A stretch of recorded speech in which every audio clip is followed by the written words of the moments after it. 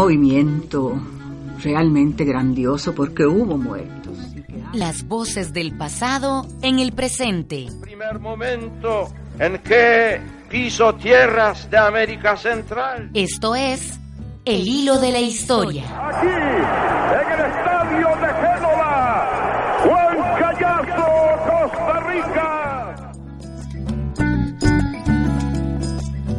Buenas noches, gracias por acompañarnos en este tercer programa de El Hilo de la Historia, una coproducción de 101.5 Costa Rica Radio y del Centro de Investigaciones Históricas de América Central, CIAC, de la Universidad de Costa Rica.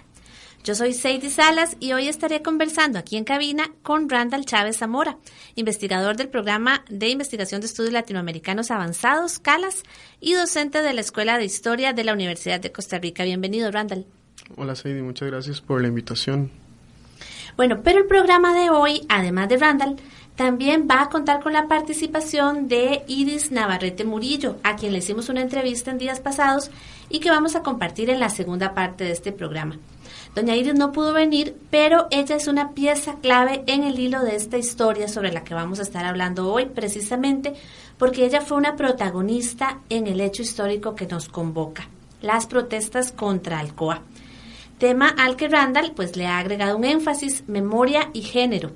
Ya venimos a conversar sobre esto, pero para ubicarnos, escuchemos este micro que nos preparó nuestra compañera Ángela Arias. Yo sé que estamos en Semana U y que quieren irse al concierto en la Plaza 24 de Abril, ¿verdad? Sí, Pero, ¿saben por qué se celebra?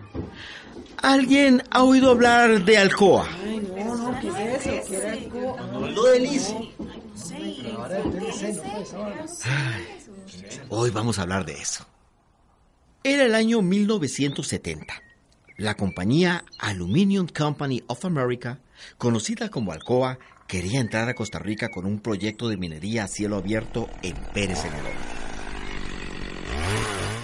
Planeaba sacar bauxita, un mineral que se usa para hacer aluminio. El presidente de aquel entonces, José Joaquín Trejos Fernández, estaba a favor del proyecto que se tramitaba con una figura conocida como contrato ley. La propuesta contaba con el apoyo de la mayoría de los diputados, pero había voces en contra. Este tipo de explotación minera pone en grave peligro la salud de nuestra gente y nuestros recursos naturales. No podemos permitirla. Desde principios de los años 60, un científico de nombre Fernando Chávez Molina habló de los peligros de la explotación a cielo abierto que Alcoa pretendía hacer. Los generaleños se opusieron al proyecto. Unos pocos diputados de la Asamblea Legislativa también. A finales de 1969, los estudiantes de la Universidad de Costa Rica se organizaron para estudiar el proyecto. Además de los problemas ambientales, el contrato ley que propone Alcoa es un pésimo negocio para el país, peor que cuando le entregamos las tierras a las bananeras. Y el 18 de marzo de 1970 decidieron tirarse a las calles para protestar contra Alcoa. ¡Alcoa no! ¡Alcoa no! A las protestas se sumaron trabajadores, estudiantes de colegio, movimientos sociales. Costa Rica se echó a las calles. Los ánimos se caldearon más el 24 de abril, cuando la Asamblea aprobó el contrato ley. Las piedras llovieron sobre las ventanas de la Asamblea. 300 estudiantes detenidos. ¿Se imaginan? Al final, la empresa Alcoa tuvo problemas con su mercado y la mina no entró en funcionamiento. Pero el verdadero triunfo es el que se legisló para eliminar la nefasta figura de los contratos ley. Esta fue una victoria para el movimiento estudiantil. Y es por eso que cada 24 de abril se celebra el Día del Estudiante Universitario Costarricense. Ahora, ven que en la Semana U hay mucho más que fiestas y conciertos. Profe, tenemos que hablar de lo que está pasando en Cruzitas. ¿Y de las piñeras? ¿Ustedes sabían que contaminan el agua y explotan a los trabajadores? Para conocer más hechos relevantes, escucha las voces del pasado en el presente en El Hilo de la Historia. todos los jueves a las 7:30 de la noche por 101.5 Costa Rica Radio. Randall, vos tenés algunos años trabajando la historia y la memoria de las protestas estudiantiles contra Alcoa. ¿Podrías contarnos las razones que te hicieron analizar este tema y la construcción de ese momento? ¿Por qué lo viste como un tema de analizar desde la perspectiva histórica? Bueno, como todo joven que ingresa a la Universidad de Costa Rica, me sentí profundamente interesado por algo que se celebraba todas las semanas universitarias, pero que yo no entendía muy bien de qué se trataba. Inicialmente celebré, ¿no?, la semana universitaria como cualquier joven que va ingresando a la universidad, y de pronto, como estudiante de historia, me empecé a interesar por los orígenes de esa semana. Ya después, cuando llegué a los talleres que se hacen para realizar la investigación final de la carrera, pensé que sería interesante analizar qué había sucedido entre abril y marzo de 1970, y eso me llevó a buscar los orígenes de las protestas en contra de Alcoa, me llevó a buscar los protagonistas, me llevó a buscar las razones que habían motivado a los estudiantes para protestar en contra de esto, y más tarde, cuando ingresé a la maestría, decidí hacer mi tesis sobre este tema, y me encontré con evidencia, ¿no?, que me hacía concluir que en realidad este era un acontecimiento fundamental para el movimiento estudiantil, pero que tenía algunas particularidades que a simple vista no era posible de determinar. Así que esa fue un poco la motivación. Creo que estaba muy motivado por la incapacidad mía y de muchas otras personas de explicarme por qué la semana universitaria se celebraba en abril. Y eso que a vos no te tocó tener clases a la par de la Plaza 24 de Abril, me imagino. Sí me tocó, pero casi todo mi bachillerato lo hice en la Plaza 24 de Abril, al frente. Y se vuelve para uno nada más un nombre, ¿verdad? Como vos decís, y también para muchas personas que no han pasado por la Universidad de Costa Rica, pero que oyen hablar de Alcoa o de las protestas contra Alcoa como un hito, pero sin tener realmente, como vos decís, los elementos para entender qué es lo que estaba pasando. ¿Qué fue lo que pasó en estas protestas? ¿Qué era lo que se estaba moviendo? Claro, en realidad las acciones estudiantiles en contra de Alcoa empezaron en 1969. Este era un tema que ya estaba en corriente legislativa desde el 68, pero Alcoa había ingresado a Costa Rica desde 1964. Alcoa era una empresa. Alcoa era la empresa Aluminum Company of America, que básicamente su propuesta era hacer una explotación de bauxita en el Valle del General. En el momento en el que Alcoa propone otro contrato distinto al que había propuesto en 1964, este se convierte en un tema nacional. Básicamente todos los días, desde 1968 hasta finales de mayo del 70, hay una noticia diaria en la prensa que habla de algún tema relacionado con Alcoa. Y toma una trascendencia nacional por dos cuestiones muy en concreto. Primero, el presidente de ese momento, José Joaquín Trejo Fernández, decide aprobar el contrato y lo envía a discusión legislativa. En 1969, a partir de febrero, cuando se decide quién va a ser el presidente entre 1970 y el 74, que gana José Figueres Ferrer, Figueres decide darle su apoyo a la empresa. Esto crea una escisión dentro del Partido de Liberación Nacional, porque, Rodrigo Carazo, es una de las personas que se opone con más vehemencia al contrato. Y esta escisión en lo que consistía era en atacar a Figueres por su posición siempre ambigua con las empresas transnacionales.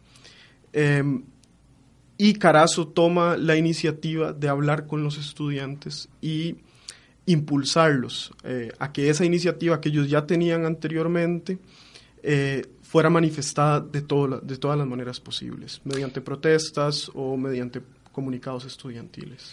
¿Y cómo era ese movimiento estudiantil? ¿Cómo era el movimiento estudiantil antes de estas protestas como Alcoa?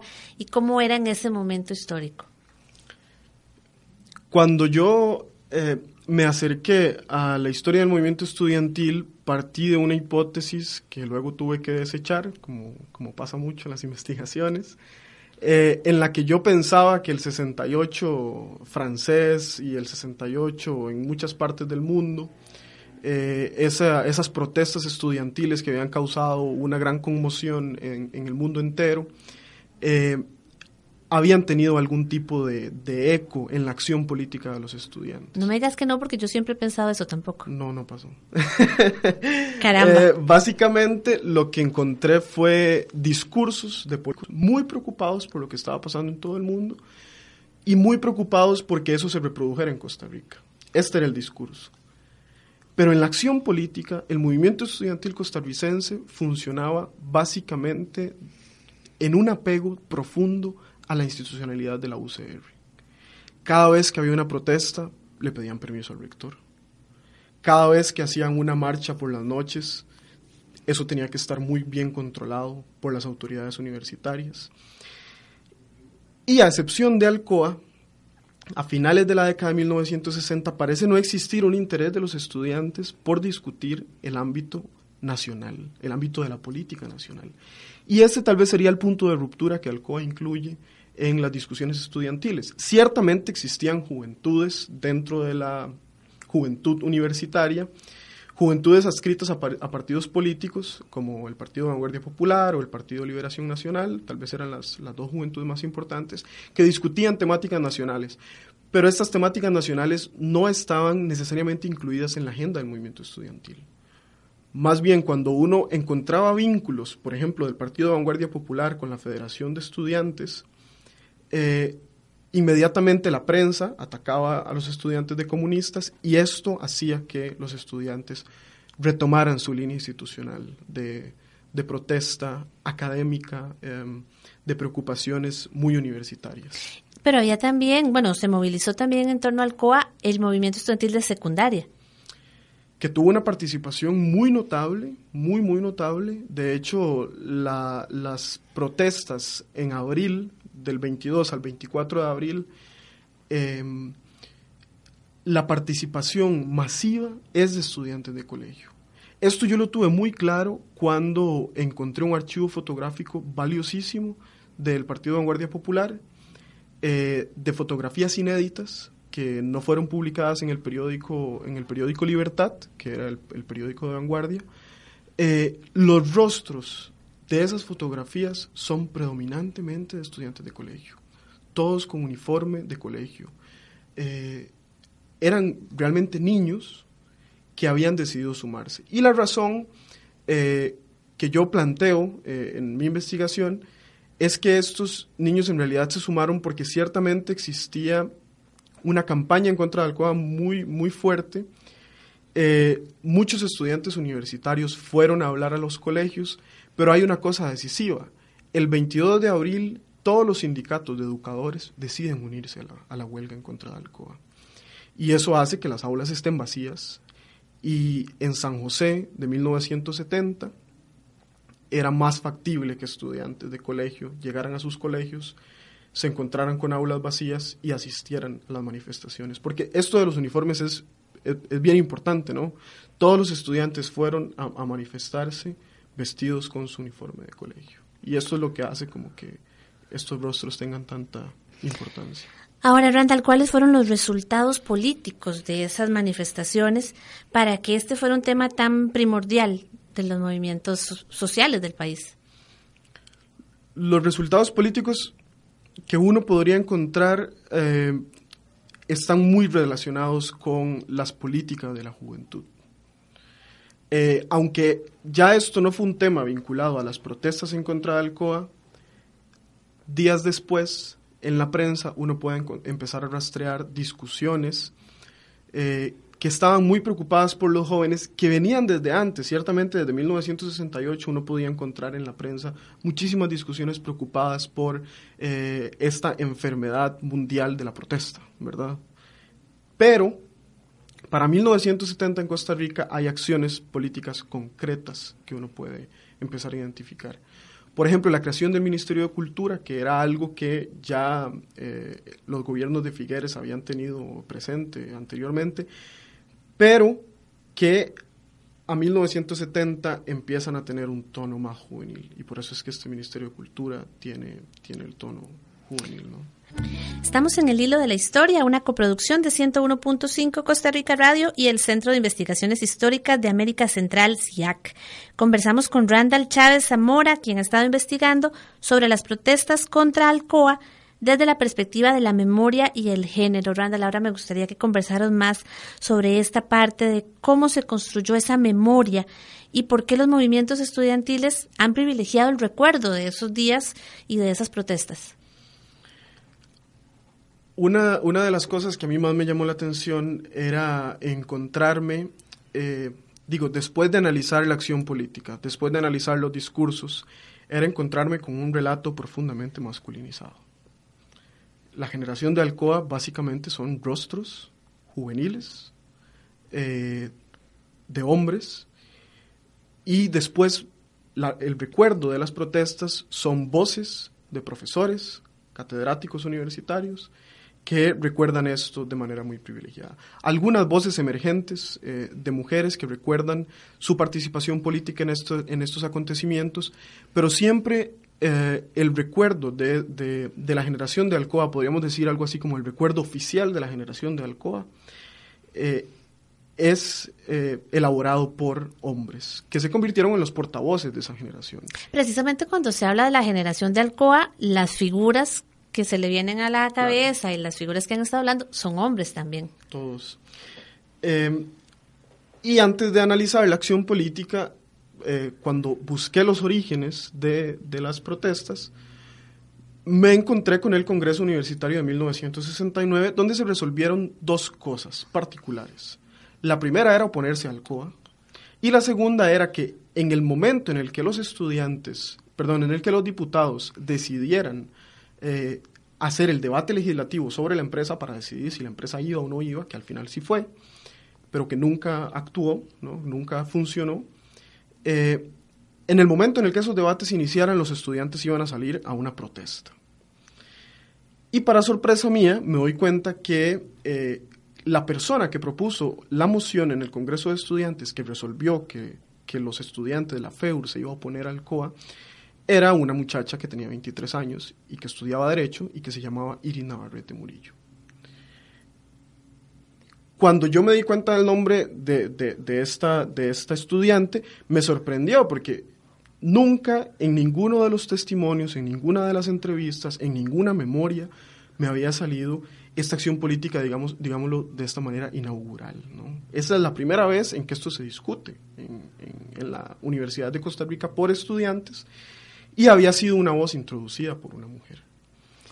Precisamente a doña Iris Navarrete fue a quien entrevistamos para que nos contara un poco de sus memorias y de sus recuerdos de este momento histórico que fue marcado por las protestas contra Alcoa. Vamos a escuchar un extracto de esa entrevista. Bueno, cuando yo entré a la universidad en 1964, el ambiente era tranquilo, era un ambiente solo de estudio. Pero esa fue una época, ya yendo hacia 1968, en la que hubo como un despertar en los jóvenes. Y en ello influyó mucho la muerte del Che Guevara en el 67, la guerra de Vietnam, y tuvo mucho que ver la Revolución de Mayo, que se produjo en Francia, y el movimiento de los negros por los derechos civiles. Entonces todo eso a un grupo nos hizo pensar que si las cosas podían cambiar en otras partes, aquí podían cambiar también. El año 68 fue muy importante porque yo empecé a estudiar ciencias políticas ese año, me nombraron representante estudiantil en la FEUR y yo fui a Bulgaria a un congreso de estudiantes y eso para mí fue una experiencia reveladora, en primer lugar porque nunca había salido del país. Entonces ir a un país muy bonito, ver aquellas multitudes de muchachos todos opinando, el tema central por supuesto que era la guerra de Vietnam y cuando yo volví con una mentalidad totalmente cambiada. En esa época yo tenía un amigo que no era representante estudiantil, pero él era muy activo este muchacho, Vernon Cruz, siempre tenía mucha preocupación por lo ecológico, aunque la ecología no era algo que se discutiera en ese tiempo, pero él sí, y un día, bueno, ya hemos visto noticias de Alcoa en La Nación, en La República, y un día él me dijo, ¿vos te has puesto a pensar lo que pasaría si esta empresa llega al Valle del General?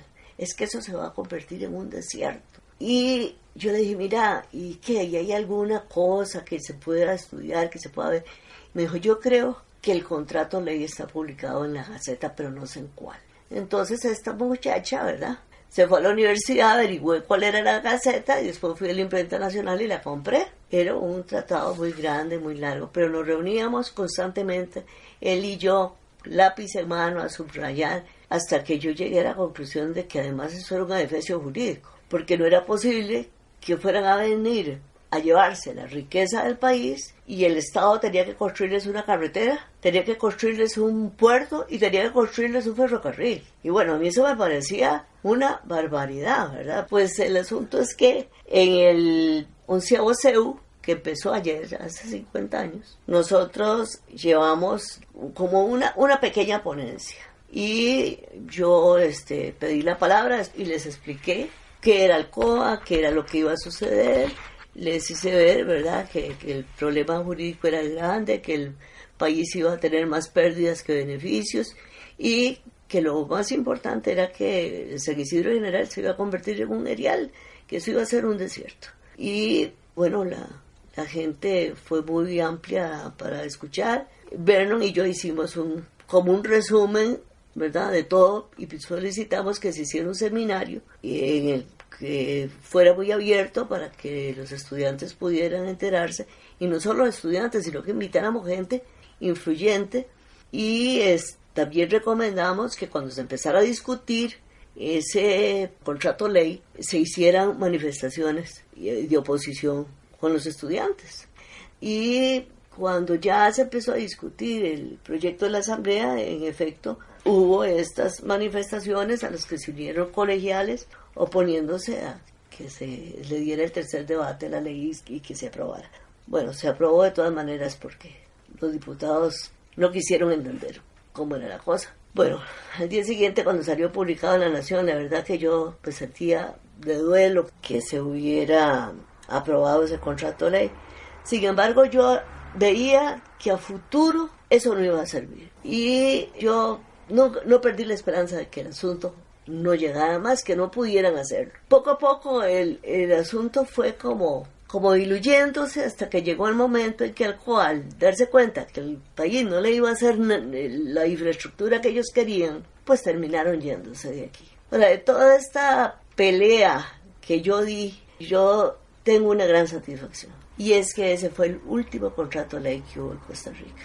Porque don Rodrigo Carazo y don Jorge Luis Villanueva Badilla presentaron un proyecto de ley para anular los contratos ley. Y esa fue para mí mi triunfo. Yo dije, bueno, valió la pena. Conversar con doña Iris fue realmente interesante. Tenemos la entrevista completa con ella en nuestro podcast en costarricamedios.cr/inclinada del hilo de la historia, donde también ustedes pueden encontrar este programa y los programas anteriores.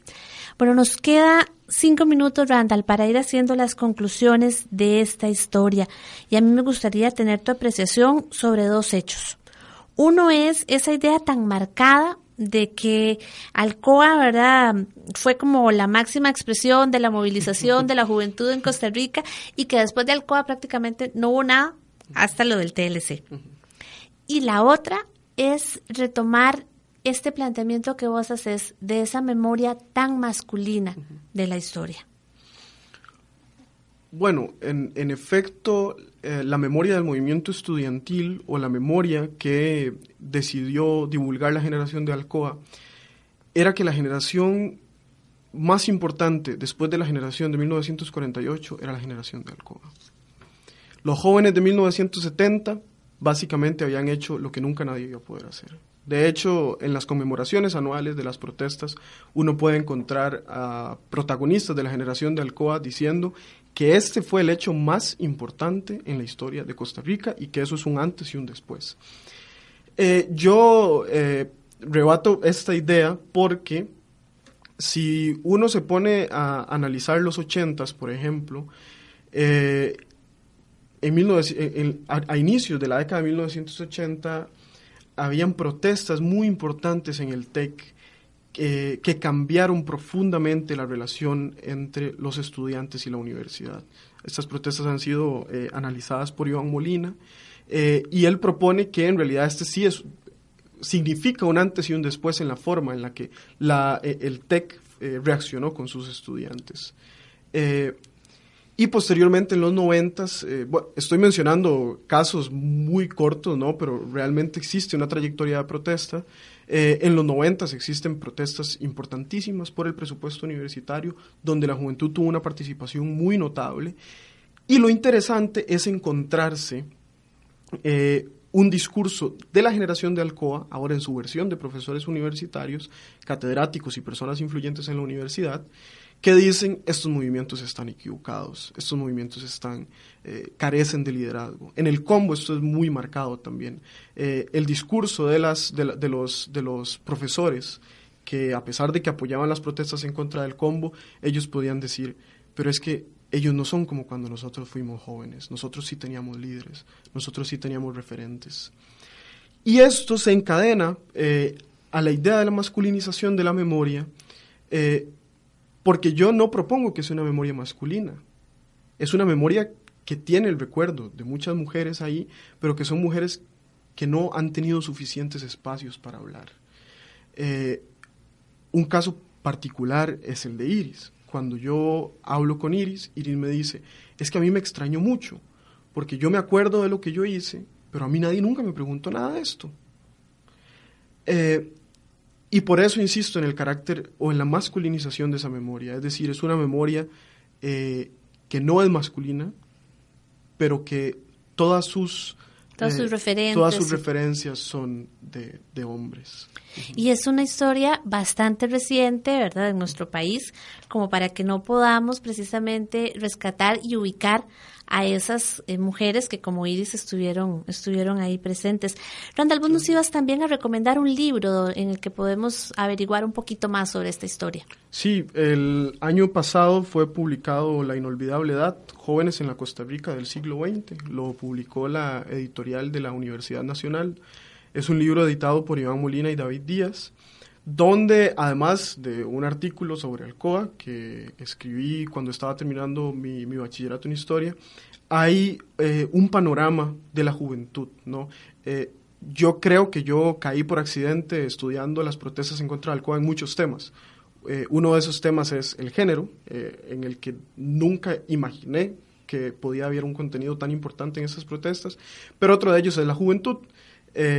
Y aquí hay, artículos sobre educación, sobre sociabilidad, como los 15 años, sobre políticas juveniles, sobre la juventud en los 80s, y el libro termina con un capítulo sobre la juventud satánica de los 90s, así que todos y todas las que nos escuchan están invitadísimos e invitadísimas a comprar este libro, ¿no? Muy, muy interesante, la verdad, para tener esa idea de esas juventudes que somos también ahora muchos y muchas de nosotros, ¿verdad? Muchísimas gracias, Randall, por habernos acompañado, Randall Chávez Zamora, que es investigador del CIAC. Recuerden también que tenemos los podcasts en el Facebook del Centro de Investigaciones Históricas, y también nos pueden buscar en Spotify como El Hilo de la Historia 101.5 Costa Rica Radio. Les esperamos la próxima semana. Gracias. El Hilo de la Historia es una producción del Centro de Investigaciones Históricas de América Central y 101.5 Costa Rica Radio. El tema musical que nos acompaña es de Wilson Arroyo. Te esperamos el próximo jueves a las 7:30 de la noche y te invitamos a seguirnos por redes sociales.